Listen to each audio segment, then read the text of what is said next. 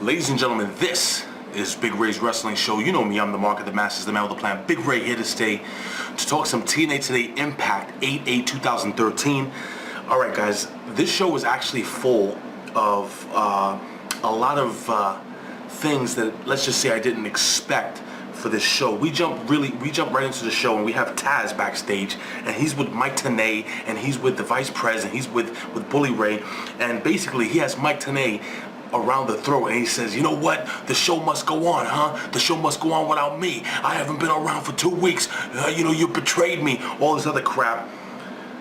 Basically tells Mike Tenay to hit the bricks, or as he says, go beat your feet.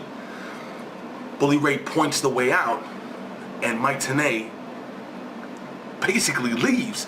So last week, if I'm correct, I actually spoke about them changing things up and putting Taz with JB. Now what I think they're doing is, and again, I would like to know what you guys think here at OneWrestling.com or YouTube /OneWrestling Video.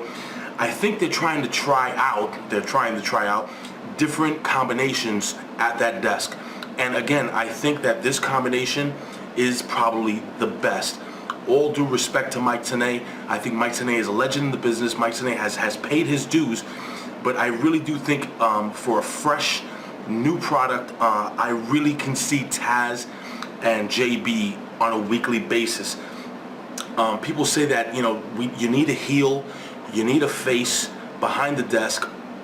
I actually, throughout the show, I think it actually worked. Again, this is my opinion. I would like to know what you guys think.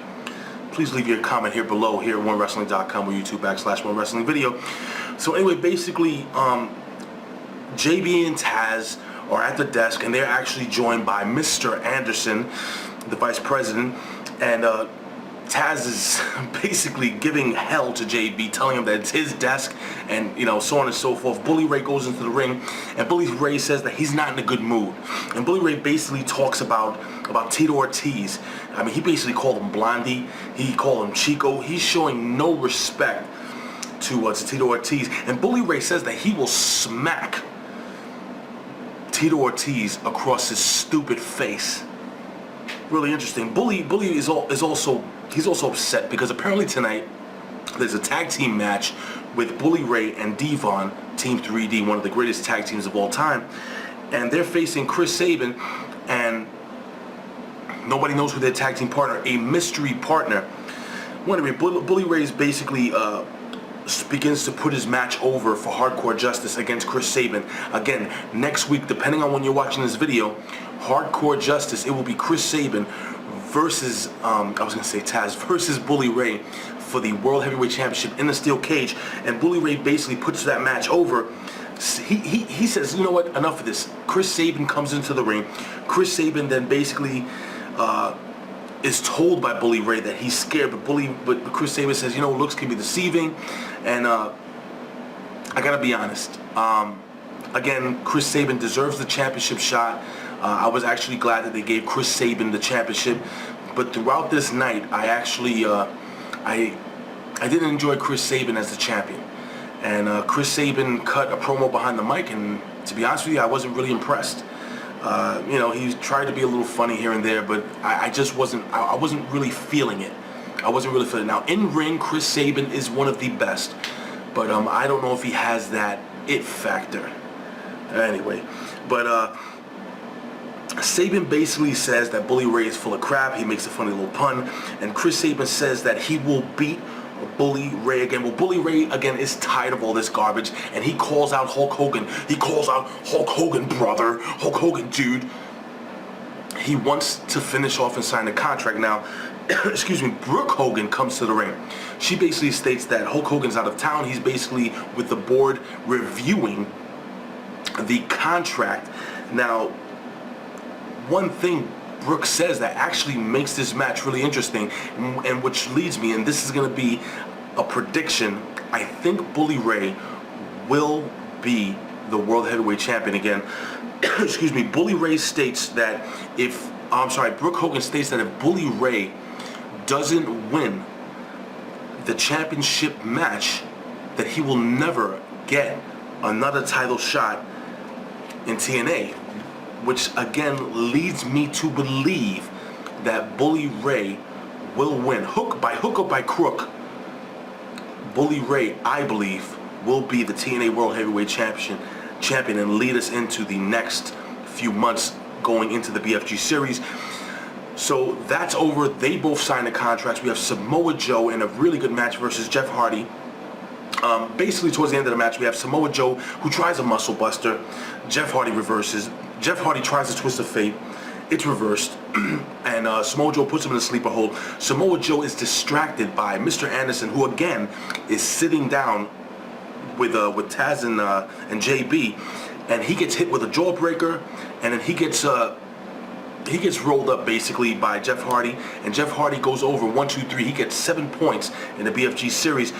We move on backstage. We have Daniels, and Daniels cuts a fantastic promo about how Kaz is being extremely selfish. Again, one of my favorite teams, and it's going to get really interesting with these guys. If you don't know what happened, just continue to watch this video and I'll tell you what happens down the line. Now we have Mr. Anderson, who leaves the desk, and he fights Magnus, who is the points winner. Now Magnus comes and he actually misses an elbow drop off the top rope. This is the wind down of the match. And then out of nowhere, Bobby Roode comes into the ring. And Bobby Roode comes with a steel chair, and then he attacks Mr. Anderson. And well, basically it's great strategy. Mr. Anderson is actually attacked. Mr. Anderson gets the win by DQ. Mr. Anderson only gets 3 points. But the important thing, guys, is that Magnus loses 10 points because he got DQ'd. So again, you know, we know Triple H is the cerebral assassin. Well, Bobby Roode is the it factor, and Bobby Roode is playing the smart game here.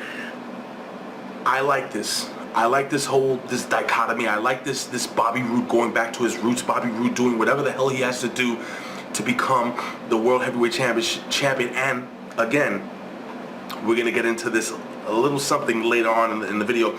Backstage, we have Chris Sabin. Chris Sabin is talking to Sting and Angle, and he thanks everybody. He thanks you. Thank you for helping me win this World Heavyweight title. And I need a tag team partner tonight, and I have a special plan. You guys trust me? And Sting and Angle both agree they trust him, and they move on from there. Now, Tito Ortiz is called to the ring by JB. And again, a lot of people are not very happy with Tito Ortiz. Some people actually like the idea of having these MMA fighters. Again, Spike TV has a lot to do with why these MMA fighters, I'm not going to get into logistics, but apparently Spike TV is actually, from what I understand, is actually pushing the MMA fighters. But again, this is my opinion. I think that it adds something different to the programming. I mean, you never know. Tito Ortiz might actually be pretty decent in the ring. Again, he has a legitimate wrestling background. And actually, he cut a promo tonight, and it was short, but it wasn't too bad. And I actually could see Tito Ortiz cutting better promos down the line. Anyway, JB asked, why are you here? And Tito Ortiz was getting into the answers. He actually said he had no answers for JB right now, but then he's interrupted by Kurt Angle. And Kurt Angle comes into the ring, and Kurt Angle basically says, Tito, you're in my world, okay? I respect what you've done, but the fact of the matter is that you better respect me. I am the best wrestler of all time, best wrestler in the world. Do you agree with that, ladies and gentlemen? Do you think Kurt Angle is the best wrestler of all time in professional wrestling? I would love to know what you guys think. And I mean that. Please leave a comment below. Who do you think is the best all-time wrestler? There's not much, I think Kurt Angle is actually probably, if not the best, one of the top 5 of all time. Who's your top wrestler of all time? But anyway, we're going away from this. Kurt Angle basically says, again, he respects him, and he will give Tito Ortiz his space to do what he has to do, as long as Tito Ortiz stays out of Kurt Angle's way. And he asked Tito Ortiz, is it loud and clear? Do you understand? And Tito Ortiz says, it's loud and clear. That's what he says. And then Bully Ray comes down the ramp, and Bully Ray asks Tito Ortiz the question he's been asking for months: do you know who I am? And he puts himself over as a tough guy. He says he'd take Tito Ortiz with a double leg takedown, and he'll make him tap. And he's been beating Kurt Angle's behind for years. And he actually cuts a really cool promo. And Bully Ray basically, again, asking, do you know who I am? And Bully Ray says, well, basically, he's the man who's going to slap Tito Ortiz in his stupid face. And after a heartfelt promo by Kurt Angle, Tito Ortiz and Kurt Angle shake hands. Now we have Bromance with Mickie James in a mixed tag team match versus ODB and the tag team champions, who we haven't seen a lot of, and we know that James Storm had been injured for a little while, Gunner and James Storm. It was actually, and I'm going to make this really quick comment, I was actually really paying attention to Jesse Goddard's, and I like the tag team. I like Robbie E, and I'm starting to like that little bromance thing, and I can actually see them being a reputable tag team down the line. But Jesse Goddard, I think, actually is getting a lot better in the ring. Again, my opinion. Well, anyway, towards the end of the match, Jesse Goddard appears that he's trying to hit a pile driver on Gunner, and he sells. If he didn't get hit straight in the face with one of the best super kicks I've seen in years, I mean, Cowboy James Storm kicked this. It looked like he kicked this guy right in the face. Jesse Goddard totally sold it. Great super kick.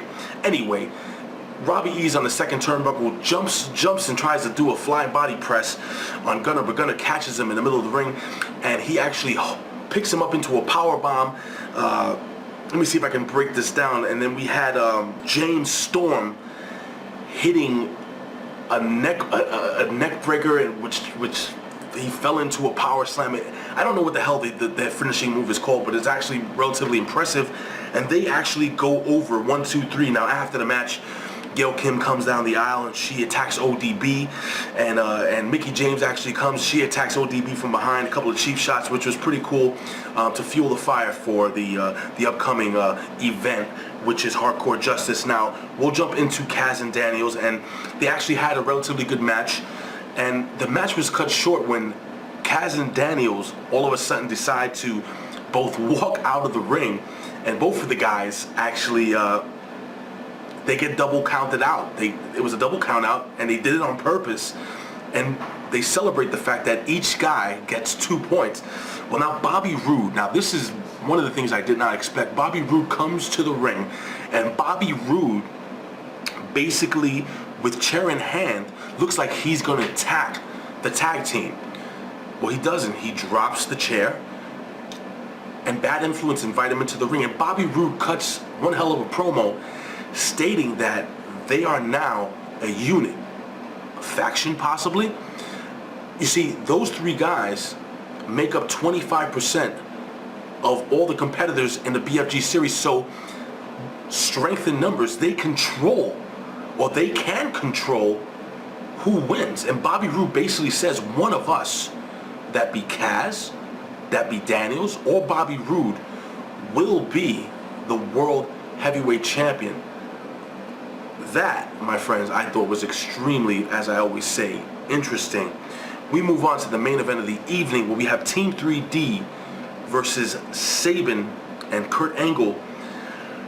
Chris Sabin, towards the end of the match, hits a stellar enziguri on Bully Ray. Devon bakes up the pin. Then we have Chris Sabin, who's actually tossed out of the ring onto the ramp. Bully Ray tells Devon basically to get the tables, and they set the table up on the corner apron. Now anyway, long story short, Devon ends up getting thrown out of the ring. Bully Ray actually goes to attack Chris Sabin, who's leaning up against the table, misses. Well, Chris Sabin ducks, and Bully Ray goes right into the table. Chris Sabin up to the top rope, flying body press, 1, 2, 3. Chris Sabin pins the champion. Chris Sabin, who is the champion, pins the former champion. 1, 2, 3. Again, this is not a prediction show, but I will say this. I strongly believe Bully Ray will be the TNA World Heavyweight Champion. Again, I want to know what you guys think. Ladies and gentlemen, please, when you take an opportunity, if you're not a subscriber, please subscribe. I would love you to hit that like button. Ladies and gentlemen, you can follow us here every single week. Leave a comment here below. Follow us here at onewrestling.com, YouTube /OneWrestlingVideo. You can follow us on Twitter at One Wrestling. Follow me on Twitter at Big Ray Show. Ladies and gentlemen, this is a quick recap. Next week should be really, really, really good. It's going to be Hardcore Justice. It's a free pay-per-view on TV. It's going to be really cool. I always say this. I would do this for a living, but if I couldn't, I would do it anyway. Why? Because I love talking wrestling, brother. See you next week for Hardcore Justice. Peace.